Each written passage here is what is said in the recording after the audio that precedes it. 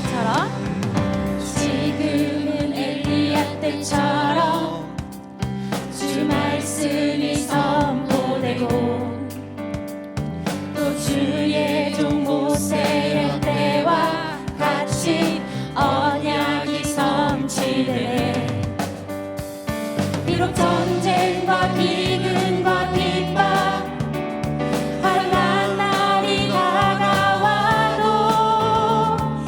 우리는 광야에 외치는 소리 주의 길을 예비하라. 보라 주님 구름 타시고 나팔 불 때에 다시 오시네. 모두 외치세. 이는 은혜의 힘 시온에서 구원이 임하네. 아멘.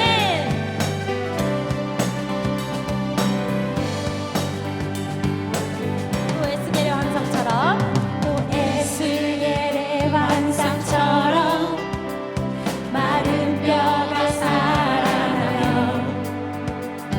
또 주의 종 다윗의 때와 같이 예배가 회복되네.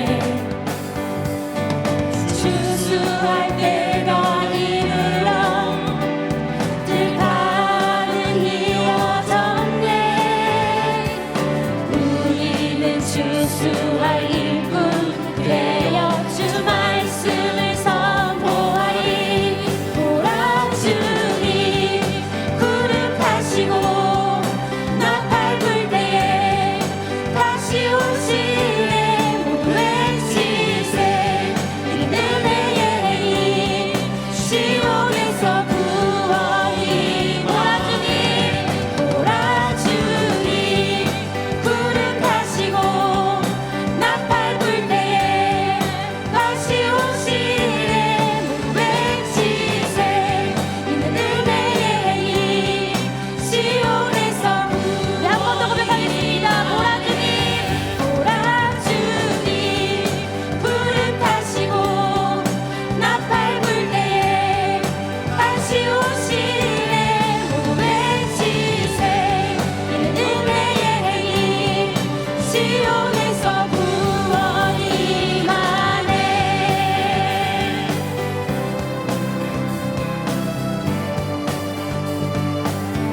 예수 열방의 소망 예수 열방의 소망 예수 우리의 위로자 주는 온 땅의 영원한 소망 예수 어둠 속의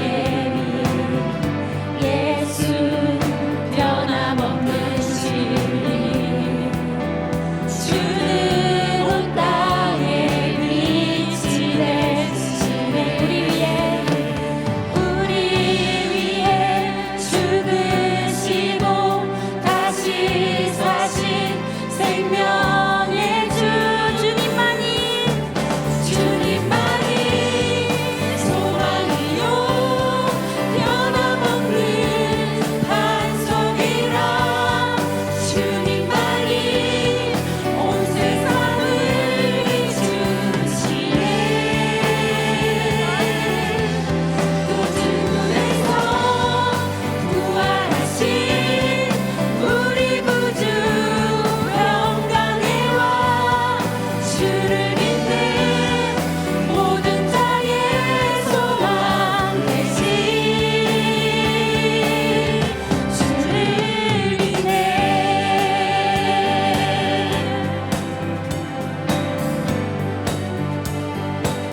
우리 위해 죽으시고 우리 위해 죽으시고 다시 사신 생명의 주 우리 위해 죽으시고 다시 사신 생명의 주 우리 위해 죽으시고 다시 우리 마지막으로 한 번 더 선포합니다. 우리 위해 죽으시고 우리 위해 죽으시고 다시 사신 생명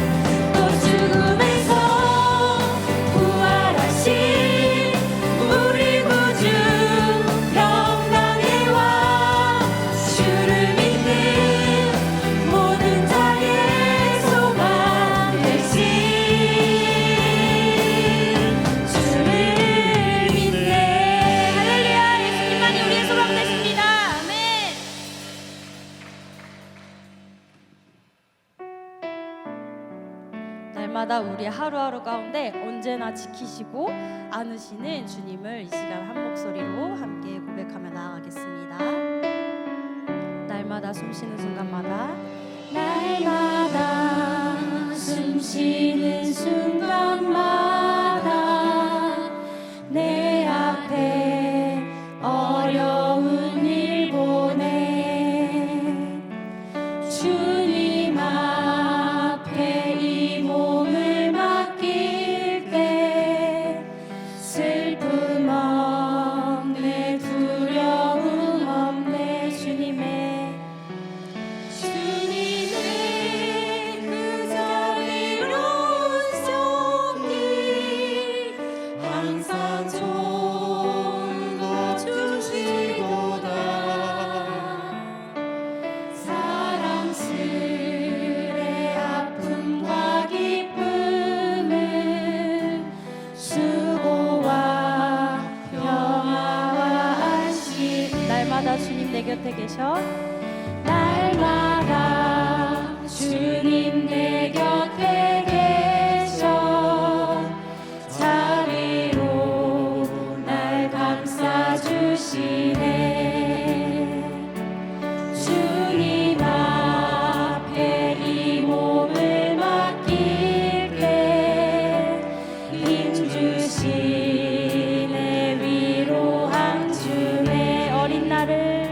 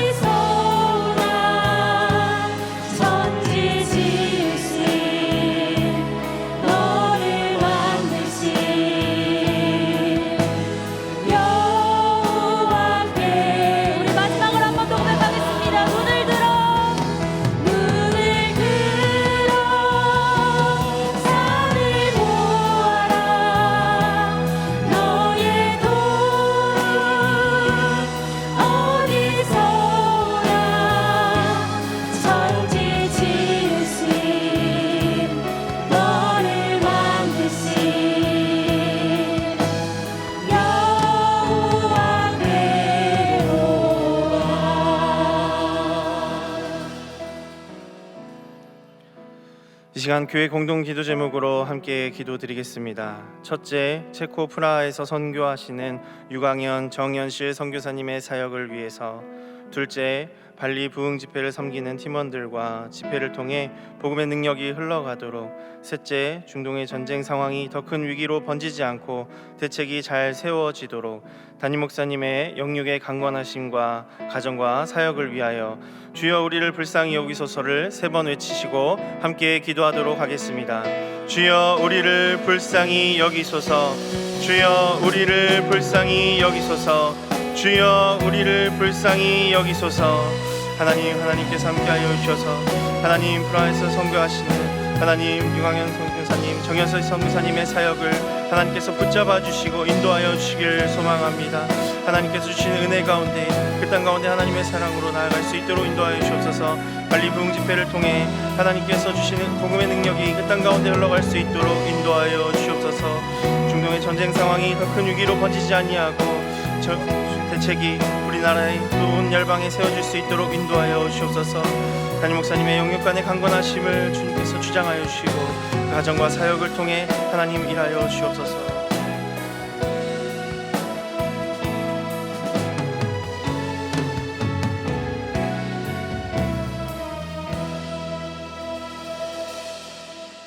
참 좋으신 하나님 아버지, 이 시간 주의 이름을 높여드리며 찬양합니다.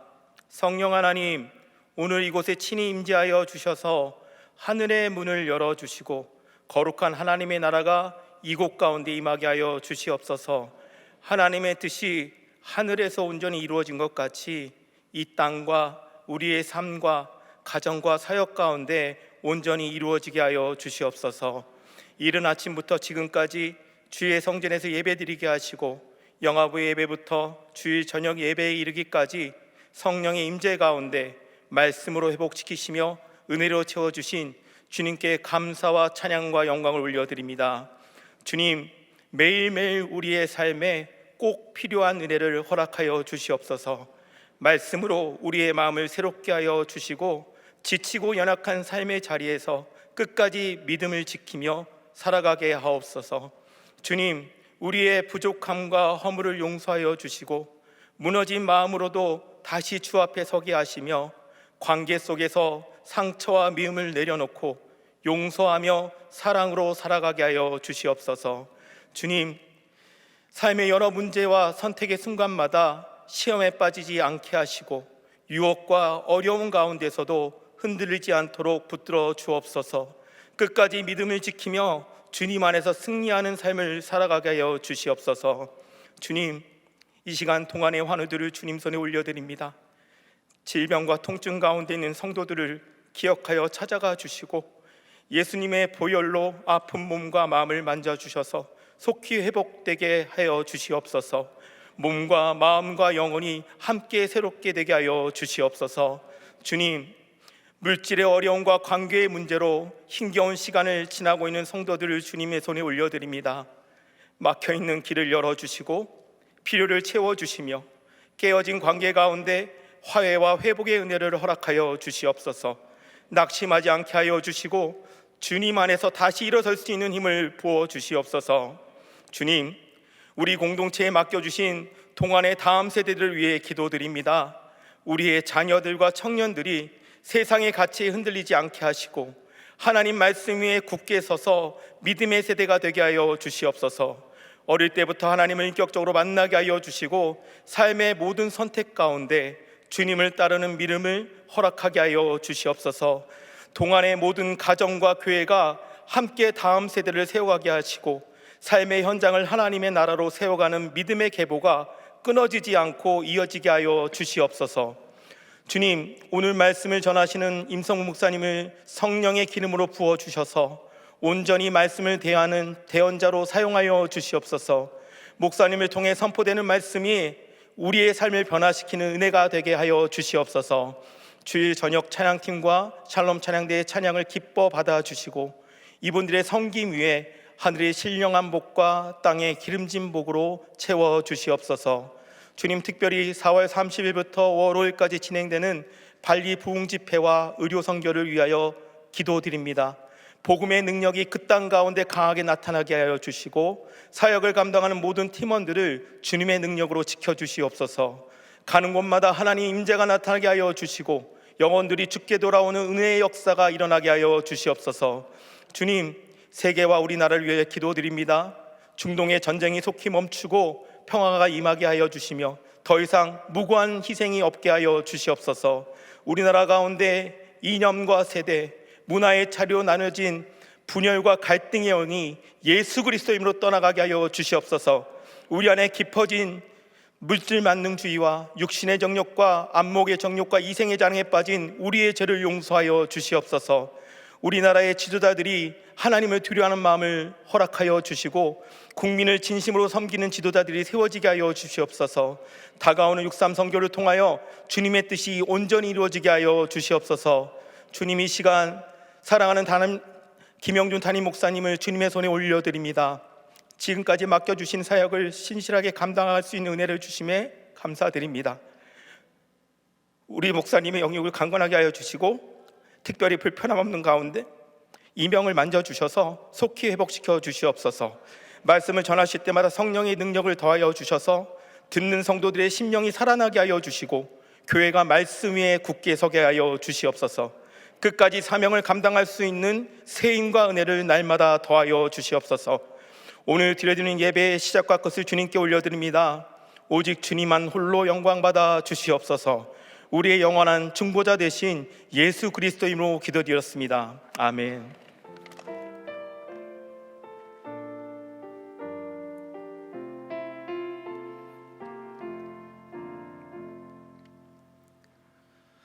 오늘 우리에게 주시는 하나님의 말씀은 요한복음 8장 1절에서 11절까지의 말씀입니다. 다 함께 일어나셔서 하나님의 말씀을 경청하겠습니다. 예수는 감난산으로 가시니라. 아침에 다시 성전으로 들어오시니 백성이 다 나아오는지라. 앉으사 그들을 가르치시더니 서기관들과 바리새인들이 음행 중에 잡힌 여자를 끌고 와서 가운데 세우고 예수께 말하되 선생이여, 이 여자가 간음하다가 현장에서 잡혔나이다. 모세는 율법에 이러한 여자를 돌로 치라 명하였거니와 선생은 어떻게 말하겠나이까? 그들이 이렇게 말함은 고발할 조건을 얻고자 하여 예수를 시험함이러라. 예수께서 몸을 굽히사 손가락으로 땅에 쓰시니 그들이 묻기를 마지 아니하는지라. 이에 일어나 이르시되 너희 중에 죄 없는 자가 먼저 돌로 치라 하시고 다시 몸을 굽혀 손가락으로 땅에 쓰시니 그들이 이 말씀을 듣고 양심의 가책을 느껴 어른으로 시작하여 젊은이까지 하나씩 하나씩 나가고 오직 예수와 그 가운데 섰는 여자만 남았더라. 예수께서 일어나사 여자 외에 아무도 없는 것을 보시고 이르시되 여자여, 너를 고발하던 그들이 어디 있느냐? 너를 정죄한 자가 없느냐? 대답하되 주여, 없나이다.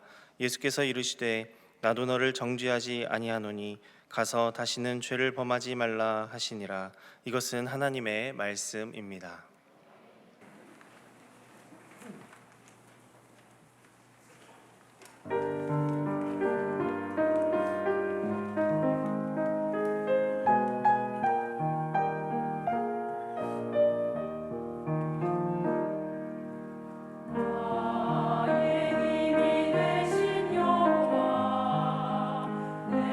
주를 사랑합니다.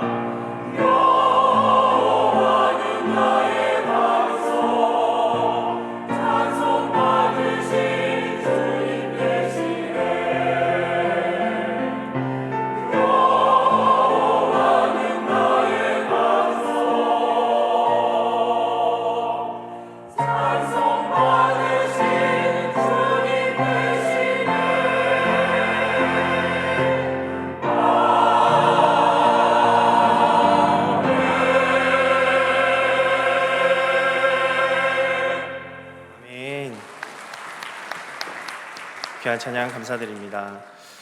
주일 저녁 예배에 오신 동안교회 성도님들과 또 삶의 자리에서 온라인으로 예배하는 모든 성도님들께 하나님께서 주시는 은혜와 평강이 가득하시길 주님의 이름으로 축복합니다.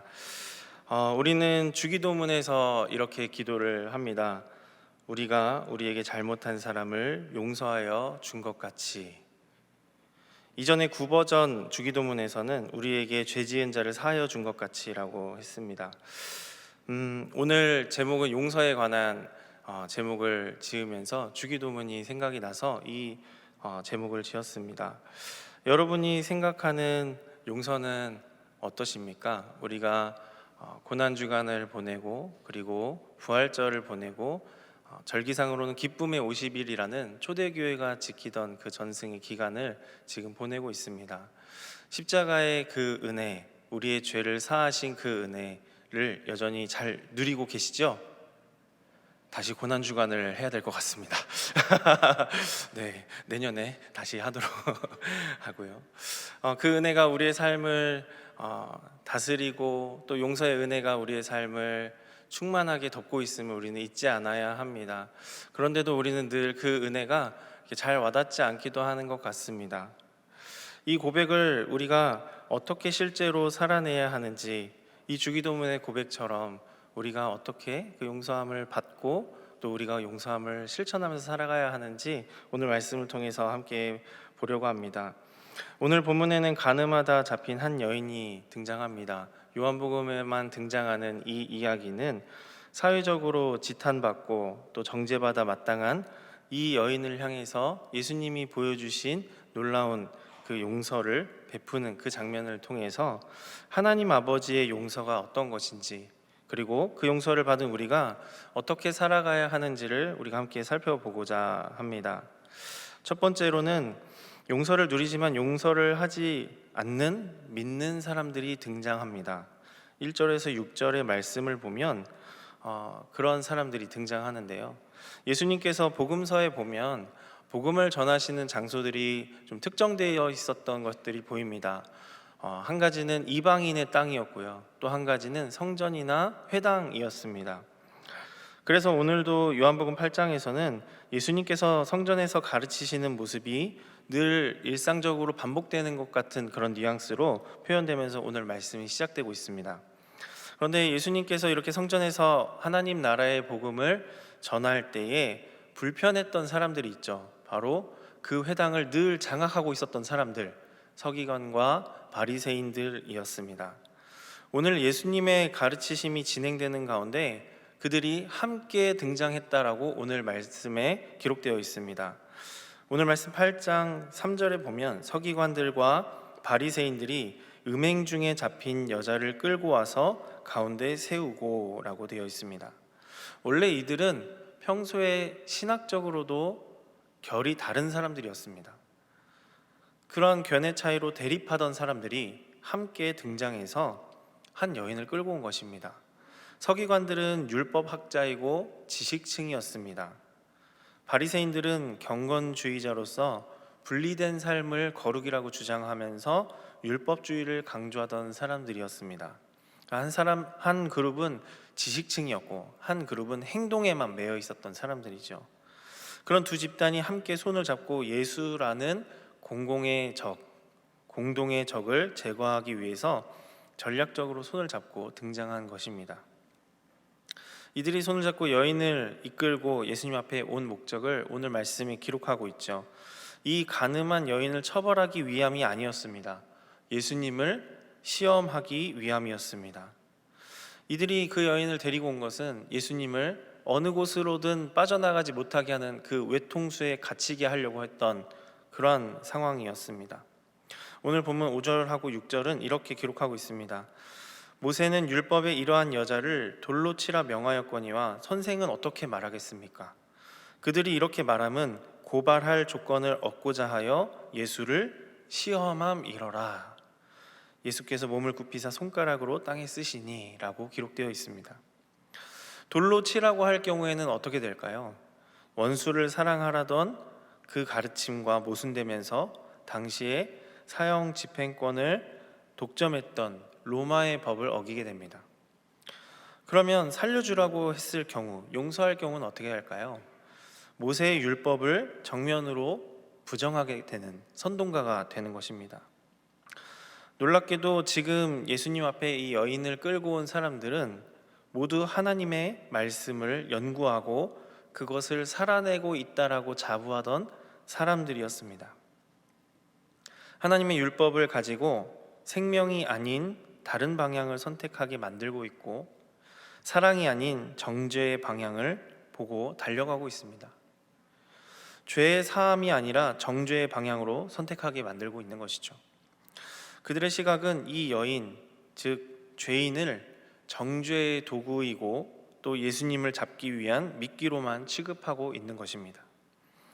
그 사람의 존엄성이나 회개에는 관심이 없고 오직 율법의 문구만을 이용해서 타인을 정죄하고 그들이 세워놓은 기득권들을 유지하려고 하는 그러한 상황인 것이죠. 그 당시에 위선적인 그 종교 시스템의 한계를 보여주고 있는 것입니다. 본인들은 율법으로 속죄함을 누리고 용서를 누리고 있다라고 말하지만 정작 누구도 용서하지 않는 사람들이 된 것입니다. 이 물음 앞에 예수님은 답하지 않으시고는 땅에 무엇인가 적으셨습니다. 무엇을 적으셨을까요? 저는 이게 너무나도 궁금합니다. 성경에 기록되지 않아서 무엇을 적었을지 잘 모르겠는데요. 하지만 예수님께서는 아마도 서기관과 바리새인이라면 분명히 뜨끔하게 찔렸을 말씀을 적었을 것 같습니다. 그러는 가운데에도 서기관과 바리새인들은 이렇게 기록되어 있습니다. 그들이 묻기를 마지 아니하는지라. 계속해서 독촉하면서 예수님께 묻고 그 답을 내라고 하고 있는 것입니다.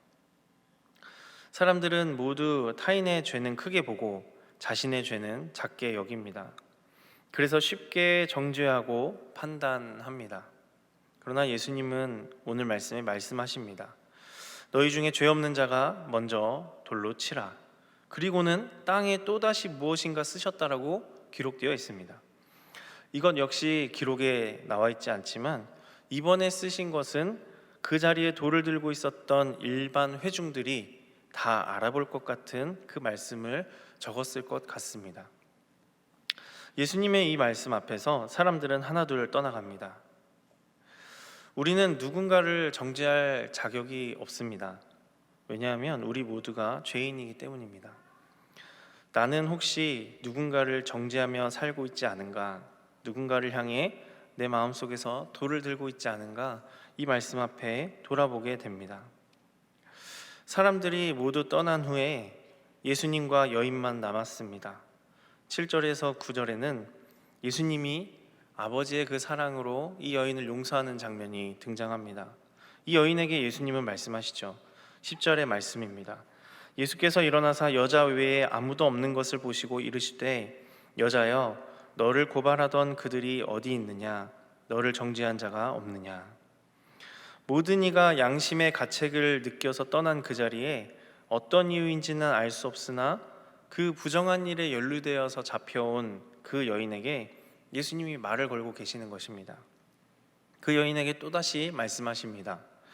대답하되 주여 없나이다. 예수께서 이르시되 나도 너를 정죄하지 아니하노니 가서 다시는 죄를 범하지 말라 하시니라. 예수님은 비록 이 여인이 이 서기관과 바리새인들에 의해서 잡혀왔을지라도 그 자리에 있게 되었을지라도 그의 죄를 결코 가볍게 여기진 않습니다. 그러나 그 죄보다도 더 크신 하나님의 사랑을 이 말씀을 통해서 보여주고 계십니다. 하나님께서는 우리를 정죄하지 않으시고 아들을 통해 용서하셨습니다. 이것이 하나님 아버지의 용서이시죠. 그런데 우리가 어려운 것이 이 지점입니다. 우리가 아는 만큼 그 용서를 누리고 있는가? 그리고 그 용서를 살아내고 있는가? 이러한 질문 가운데 우리는 괴리감이 느껴지기도 하고 또 때로는 정말로 내가 회개했을 때 용서함 받은 존재가 맞는가? 우리 스스로도 의심하게 되는 것 같습니다. 그래서 어떻게 하죠? 회개했던 내용을 또 똑같이 회개하고 있고 계속해서 회개하고 있고 하나님 용서하셨는데 또 우리는 계속해서 회개를 하고 있는 것 같기도 합니다. 믿음 가운데 우리의 삶에서 발생하는 이 괴리를 좁혀가는 것이 참 어려운 일인 것 같습니다. 용서라는 것이 말로는 쉽지라는 생각이 들기도 합니다. 저에게도 그랬던 것 같습니다. 이전에 제가 저녁 예배 설교에서도 잠깐 말씀드렸듯이 저는 아버지와의 관계가 참 안 좋았던 사람입니다. 아시는 분들은 아시겠지만 저희 아버지가 공식적으로 그리고 비공식적으로 6번을 이혼하신 분입니다. 그런 상황에서 저는 방치된 채 살았고, 제가 중학교 2학년 때부터 제가 다니던 모교회 목사님께서 저를 아들로 삼아 주셔서 지금까지 키워 주셨습니다. 그런 이야기들을 이제 지난 저녁 예배 설교 때 말씀드렸는데요. 1월 달이었습니다. 기억이 안 나실 겁니다. 네. 그런데요, 문제는 제가 신앙생활을 하면서도 아버지와의 관계가 회복되지 않는다는 지점이 가장 걸리는 부분이었습니다. 저는 아버지를 위한 기도나 용서를 위한 마음을 달라는 기도는 전혀 하지 않았던 사람입니다. 제가 정말로 힘들었던 삶을 살았던 모든 원인이 아버지에게 있었다라고 생각을 했기 때문이죠. 그리고 예수를 믿으면서도 아버지에 대한 용서를 구하거나 아버지가 예수를 혹시라도 믿을까봐 제가 조마조마하면서 절대 전도하지 않았던 그런 사람입니다. 저희 집에 누군가 전도를 하러 간다고 했을 때 저희 집은 괜찮다고 했습니다. 저희 집은 전도하지 않으셔도 됩니다. 괜찮습니다 라고 했을 정도로 저는 철저하게 신앙을 가지면서도 철저하게 한쪽으로는 그 신앙을 반영하지 못하는 삶을 살았던 것이죠. 응당한 대가를 치러야 하는 사람이라고 생각했습니다. 그리고 나쁜 마음을 가지고 있었음에도 불구하고 저는 교회에서 열심히 신앙생활을 했습니다. 앞에서 찬양 인도도 했고요. 네, 청년부 회장도 하고요. 다 했습니다. 네. 그런데요, 군 복무를 마칠 때쯤 아버지와의 관계가 최고조로 치닫는 때가 있었습니다. 어떤 일 때문에 할머니 앞에서 아버지와 제가 치고받고 싸우게 되는 그런 정말 불효막심한 상황이 벌어졌습니다. 그 일을 계기로 아버지와 연을 끊어졌습니다. 그리고 나서는 제가 제주도에 있는 열방대학교라는 곳에 가서 DTS 훈련을 받게 됐습니다. 에이 모르겠다 그러고 학교도 복학하지 않고 에이 모르겠다 그러고 그냥 그 훈련에 들어가 버렸습니다. 거기에 들어가면 핸드폰이든 뭐든 다 제출하고요, 연락도 할 수 없이 그냥 그 훈련에 집중하면서 6개월을 지내야 합니다. 그런데 그 DTS라는 훈련을 3개월 동안 강의를 듣고 3개월은 단기 선교를 가는 그런 훈련 과정인데요, 그 훈련의 가장 클라이막스가 있는데요, 내적 치유 시간이 있었습니다. 그게 한 중간에 자리 잡고 있는데요, 그 주간에는 자신의 인생에서 가장 어려운 문제 한 가지를 하나님 앞에 꺼내놓고 다 같이 함께 그를 위해서 중보하고 그것을 하나님께서 어떻게 다루어 가시는가, 그것을 회복하는 시간들을 보내는 겁니다. 그런데 왠지 그런 느낌이 있지 않습니까? 하나님께서 내가 싫어하는 것을 건드리실 것 같은 그 느낌, 그 안 좋은 느낌이 계속해서 느껴지는 거예요. 그래서 저는 그 훈련생이 42명이었는데 끝에쯤 가면은 대충 하겠지 그렇게 생각을 하고 41번째에 제가 제 이름을 적었습니다. 그 주간은 각자가 내면적인 그런 폭풍이 일어나는 주간이기 때문에 운동을 하거나 서로 이야기를 하거나 뭐 그런 것도 하지 말고 오직 하나님께만 기도하면서 침묵으로 지내라 라고 2주 동안 그렇게 공식적인 기간을 선포합니다. 그러면서 인생에서 가장 어려운 문제를 한 가지 내놓을 준비를 하면서 그것을 써서 일단 먼저 내라고 합니다. 그 한 가지에 저는 이렇게 적었습니다. 아버지를 용서하고 싶지 않다. 결연한 궁서체로 써서 냈습니다. 그렇게 시간이 가고 제 차례가 서서히 다가와서 제 차례가 되었습니다. 한 사람씩 나와서 자기가 쓴 내용에 대해서 구체적으로 나누고 어떤 일이 있었는지 그것에 대해서 나눈 다음에 그것을 하나님께서 어떻게 바라보시고 어떻게 하길 원하시는지 함께 기도하는 방식으로 진행이 됐습니다. 저도 나가서 왜 용서하고 싶지 않은지 살아온 이야기들을 거의 한 45분 정도 털어냈던 것 같습니다. 그리고 나서 기도의 자리로 대표 간사님이 저를 인도해서 총 진행을 하는 그 간사님이 이제 저에게 눈을 감으라고 하고 저에게 던진 그 한마디는 저에게 묻지 말아야 할 그 한마디를 물어보셨습니다. 그 말은 형제님, 저를 아버지라고 생각하시고 하고 싶은 말이 있다면 저에게 하세요. 그 말은 저에게 하면 안 되는 말이었습니다. 그 말을 듣는 순간 저는 간사님의 멱살을 잡았습니다. 그리고 나서 제 눈이 뒤집히고 욕이 나오기 시작했습니다. 3개월 동안 훈련 받았는데 입에서 욕이 튀어나왔습니다. 네가 인간이야부터 시작했습니다. 네가 인간이야, 네가 사람이야, 그러면서 온갖 분노를 쏟아내기 시작했습니다. 그 간사님 뭘 잘못해서 저한테 잘못 걸려가지고요, 멱살 잡힌, 이렇게 잡혀서 4시간 반을 제가 이걸 안 놨습니다. 4시간 반을 땡굴땡굴 뒹굴면서 네가 인간이야, 네가 사람이야, 이 말만 계속 반복하면서 온갖 욕을 다 쏟아냈던 것 같습니다. 그렇게 4시간 반 동안 계속 같은 이야기를 반복했습니다. 간사님은 형제님 그래도 용서하셔야 됩니다. 그러고 저는 네가 인간이야 그러고 있고, 형제님 그래도 용서하셔야 됩니다. 네가 인간이야 이러고 그걸 4시간 반을 하고 있었던 겁니다. 주변에 있는 간사님이 막 뜯어 말리고 형제님 그러시면 안 됩니다. 그래도 소용없어. 다 뿌리치고 네가 인간이야, 그것만 계속 반복하는 거예요. 그렇게 온 힘을 다해서 악을 쓰고 분노를 표출하면서 제가 어느 순간 기절을 한 것 같아요. 의식을 잃었는데 하나님께서 저에게 보여주신 장면이 있습니다. 그게 바로 오늘 우리가 함께 읽은 장면인데요. 사람들이 웅성웅성 모여있는 그 장면, 아마도 누가 잡혀온 것 같습니다.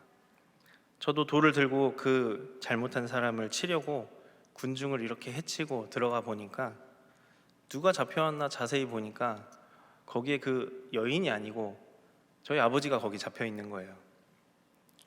그런데 그 순간, 아버지의 눈을 딱 보는 순간 그 돌을 던지지도 못하고 내려놓지도 못하는, 그리고 부들부들 떨면서 울고 있는 저를 발견하게 됐습니다.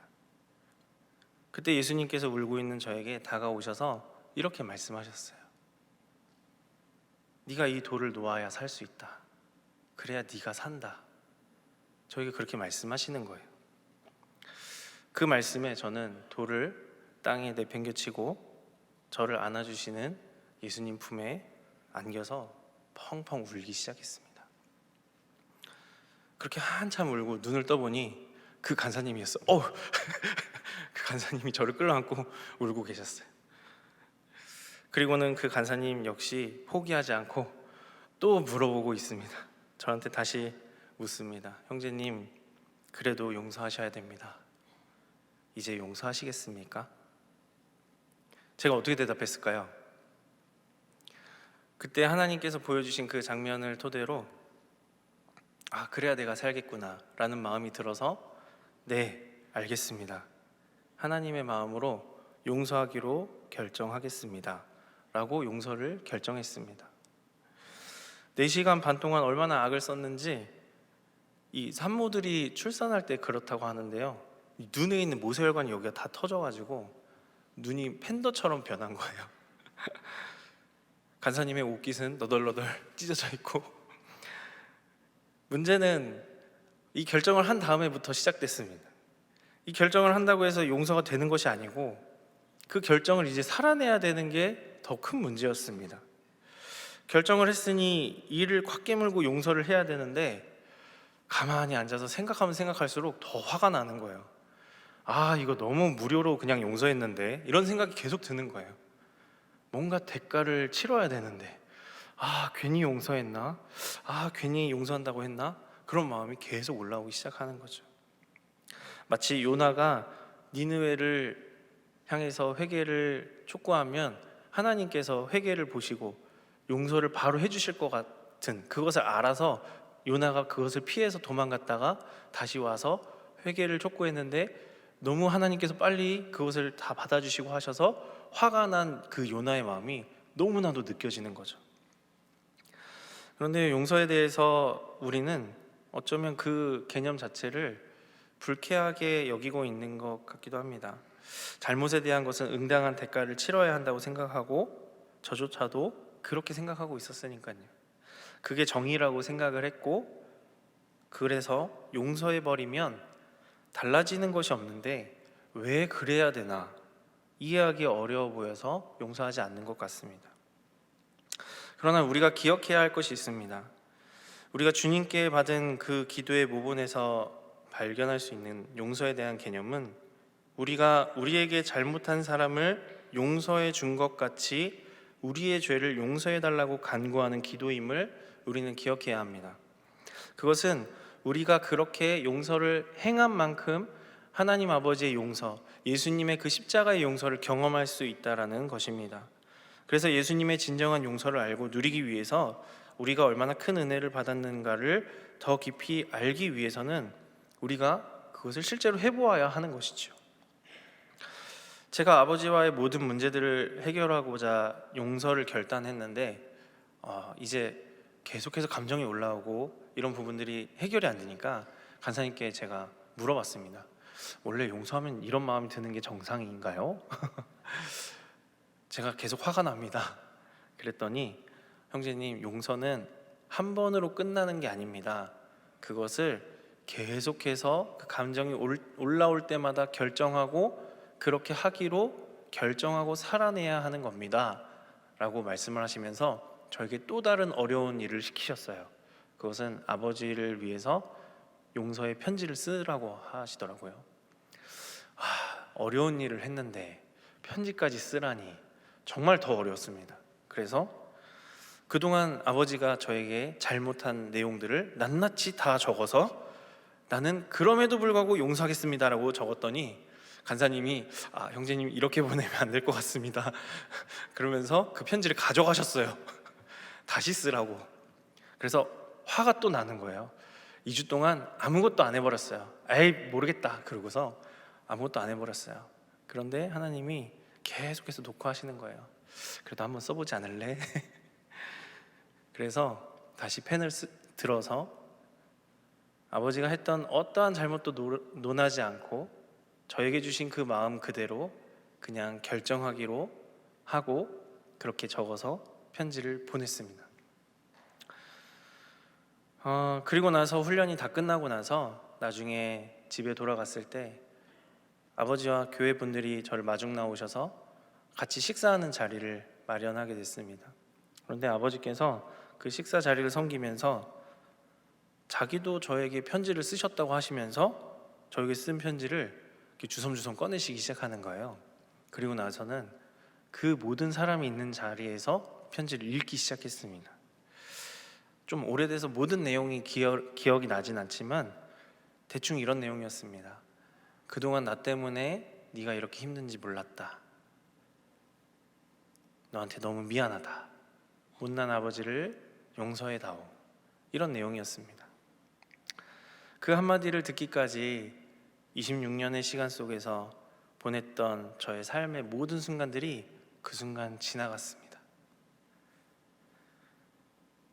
그리고 나서 그 편지와 아버지의 진정성을 계기로 아버지를 한 번 더 진정으로 용서하게 되고 끌어안고 서로 울고 다시 한번 그 마음들을 나누는 시간들을 가졌습니다. 물론 그 식사 장소에서 그렇게 저에게 쓴 편지를 읽으시고도 또 많은 갈등이 있었습니다. 계속해서 저도 분노가 올라오고 아버지는 여전히 변화되지 않는 삶을 살고 있고 그런 상황에서 또 싸우기도 하고 그러면서 또 용서하기로 결단하고 그런 삶의 순간들이 이어져 있었습니다. 그런데요, 제가 그럼에도 불구하고 그렇게 계속해서 아버지와의 관계를 회복하고 계속해서 용서를 할 수 있었던 것은 그 한마디를 들으니 그리고 내가 그렇게 하나님께서 주신 마음대로 순종해서 하나님 앞에 그것을 결단하니 저에게 이런 마음이 들었습니다. 이제 정말 살 것 같다 라는 마음이 들었습니다. 이전에도 제가 한번 말씀드렸지만 저의 비전과 사명은 힘이 생기면 아버지를 죽이고 저도 죽는 게 제 꿈과 비전과 사명이었습니다. 그런 원한의 마음에 사로잡혀서 용서하지 못하는 마음에 사로잡혀서 그 감정에 사로잡히고 분노에 사로잡혀서 제 인생이 거기서 그렇게 끝날 수 있었던 사람이었던 것이죠. 그런데 하나님께서 저의 삶을 붙드시고 그 용서의 은혜의 자리로 초대하셔서 저의 삶을 바꿔내시면서 저를 사망에서 생명의 자리로 그리고 그 생명을 계속해서 전하는 자리로 저를 바꾸어 놓으셨습니다. 그렇게 되니 이제 무엇을 해야 될지가 보이기 시작하고 어떻게 살아가야 할지가 고민되면서 하나님 앞에 그 모든 삶을 맡겨드리게 된 것입니다. 말씀을 맺으면서요, 우리 한 사람 한 사람이 가진 아픔들과 관계의 어려움 속에서 우리가 돌아보아야 하는 관계들을 잘 돌아보아야 합니다. 사단은 그것을 가지고 하나님의 소명과 비전을 향해 가지 못하도록 그것을 계속해서 막게 만듭니다. 우리가 그 감정에 속게 만들고, 그리고 그 감정에 매여있게 만들고, 우리가 하나님의 생명과 사랑으로 나아가기보다는 우리가 어느 하나에 묶여서 하나님의 나라를 바라보지 못하게 하는 그 수단으로 활용하기도 합니다. 여러분은 어떤 돌을 누구를 향해 들고 계십니까? 혹은 이러한 상황이 생긴다면 억울하고 어려울 때 여러분은 믿음 안에서 어떤 선택을 하시겠습니까? 오늘 이 말씀을 통해서 우리의 인생을 살피시면서 우리를 먼저 용서하신 그 예수님의 은혜를 더욱 깊이 누리는 저와 여러분이 되길 소망합니다. 예수님께서는 이렇게 우리에게 말씀하셨습니다. 가서 다시는 죄를 범하지 말라. 이 말씀은 단순한 명령이 아니라 이제 새로운 삶으로의 초대를 말씀하고 계신 겁니다. 용서받은 사람은 이제 다른 삶을 살아야 하는 것이죠. 그것은 우리가 예수님께 용서받은 것을 실천하는 삶이고, 누군가를 하나님의 마음으로 용서하기 시작하는 그 삶으로 살아가는 초대입니다. 우리가 용서하지 못하는 가까운 관계들이 많이 있죠. 가족일 수 있고요, 그리고 나에게 상처 준 누군가일 수 있습니다. 이해되지 않는 가족, 그리고 나에게 상처 주었던 다른 이를 우리는 어떻게 받아들이고 있습니까? 그리고 우리는 그 용서를 어떻게 실천하고 있고 어떻게 품어내고 있습니까? 사랑하는 성도 여러분, 우리가 오늘 이 말씀 앞에서 깨달아야 하는 것은 우리 또한 용서받은 자임을 기억하면서 우리가 그것을 실천할 때 정말 예수님이 나를 용서하시기까지도 정말 힘드셨겠구나를 함께 느끼는, 그래서 우리가 그 십자가의 은혜가 우리가 생각하는 것보다 훨씬 더 깊고 무겁고 힘들었던 용서였음을 우리가 함께 그렇게 그 길로 가면서 느꼈으면 좋겠습니다. 하나님께서 우리에게 주신 그 선택들, 믿음의 선택들과 방향성들이 있습니다. 우리가 그것을 실천하고 예수님의 발걸음을 따라가면서 그것을 깨닫는 순간 예수님의 십자가가 우리 마음 가운데 다시 새겨지게 될 것입니다. 그 은혜는 단순히 고난주간 부활절에만 느껴지는 것이 아니라 우리가 평생의 이 신앙생활을 통해 예수 그리스도를 바라보는 그 시간들 속에서 하나님 아버지의 깊은 사랑을 누리게 되는 것입니다. 나의 감정과 경험과 계산에 근거한 것이 아니라 아무런 대가를 요구하지 않으시면서 우리에게 먼저 십자가의 사랑으로 용서를 베푸신 그 하나님의 은혜에 따라서 용서의 삶을 살기로 결단하는 저와 여러분 되길 주님의 이름으로 축복합니다. 예수님이 우리에게 보여주신 그 명령, 우리를 억누르기 위함이 아니라 우리를 자유롭게 하기 위한 것임을 기억하면서 가장 어려워 보이는 예수님의 그 발걸음을 믿음으로 따라 걷는 저와 여러분이 되길 주님의 이름으로 축복합니다. 함께 기도하겠습니다. 사랑과 은혜가 풍성하신 하나님 아버지, 말씀을 통하여 우리의 모습을 돌아보게 하시고 주님의 마음을 깨닫게 하시니 감사드립니다. 주님, 우리는 오늘 말씀 앞에서 가늠하다 잡힌 여인과 다르지 않은 존재임을 고백합니다. 또한 겉으로는 의로운 척 살아왔지만 우리 마음 깊은 곳에는 여전히 죄와 교만과 정죄하는 마음뿐인 서기관과 바리새인과 같은 그러한 마음이 우리 마음 가운데 있음을 다시 한번 깨닫습니다. 우리는 다른 사람의 허물은 쉽게 판단하면서도 우리 자신의 죄는 외면했던 모습을 회개하오니 교만한 우리의 마음을 용서하여 주시옵소서. 그럼에도 불구하고 우리를 정죄하지 않으시고 예수 그리스도를 통하여 용서하여 주신 그 은혜를 감사드립니다. 나도 너를 정죄하지 아니하노니 라는 주님의 음성이 오늘 우리의 심령 깊은 곳에 새겨지게 하여 주시옵소서. 이제 우리가 결단하며 주님 앞에 나아갑니다. 우리를 용서하신 그 은혜를 따라 우리도 다른 사람을 용서하게 하여 주시옵소서. 특별히 우리 마음 가운데 남아있는 용서하지 못한 가족들이나 나에게 상처 준 이들이 있다면 주님 앞에 내려놓고 주와 함께 걸어가며 그 관계 가운데 용서를 실천해낼 수 있는 믿음의 사람들 되게 하여 주시옵소서. 우리의 어떠함으로 행하는 것이 아니라 주님의 은혜로 가능한 것을 믿사오니 성령 하나님께서 우리의 마음을 만져주셔서 미움이 떠나가게 하시고 용서가 흘러가게 하시며 우리의 마음이 사랑으로 채워지게 하여 주시옵소서. 그로 인해 막혀있는 관계들이 회복되게 하시고 우리의 모든 가정이 다시 사랑으로 세워지게 하여 주시옵소서. 모든 말씀 감사드리며 우리를 끝까지 사랑하시고 용서하신 예수 그리스도의 이름으로 기도드립니다. 아멘.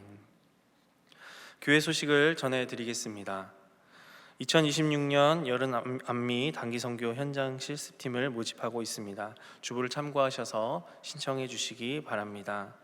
이번 주 화요일에는 오후 8시에 헤리티지 미니스트리 정기 집회가 본당에서 있습니다. 4월 30일 목요일부터 5월 5일 화요일까지 발리 한인교회 부흥 집회 및 의료 선교가 진행됩니다. 하나님 안에서 은혜로운 여정을 안전하게 마치고 잘 돌아올 수 있도록 우리가 함께 기도하며 동역해 주시기 바랍니다. 나머지 광고는 주보를 참조해 주시기 바랍니다. 다 함께 찬송가 305장 찬양하시겠습니다.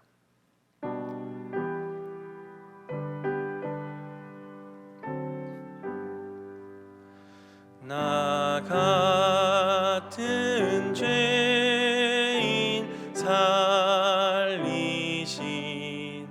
주 은혜 놀라워 잃었던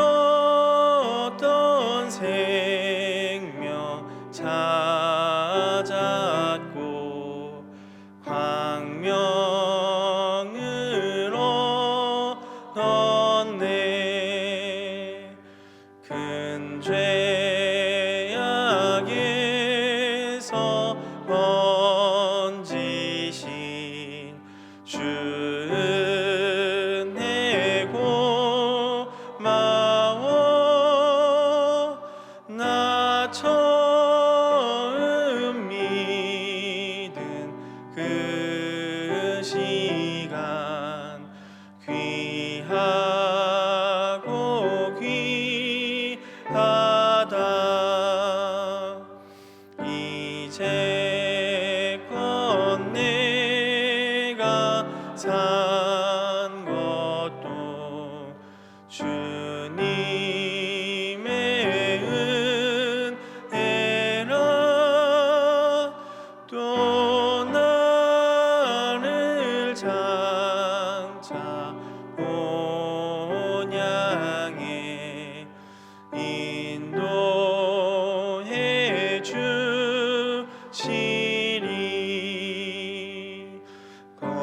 거기서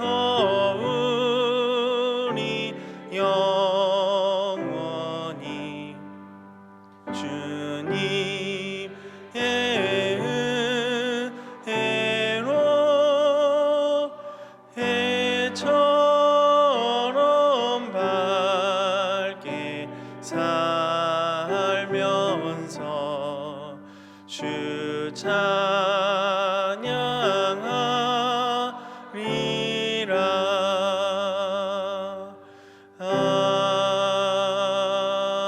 아멘.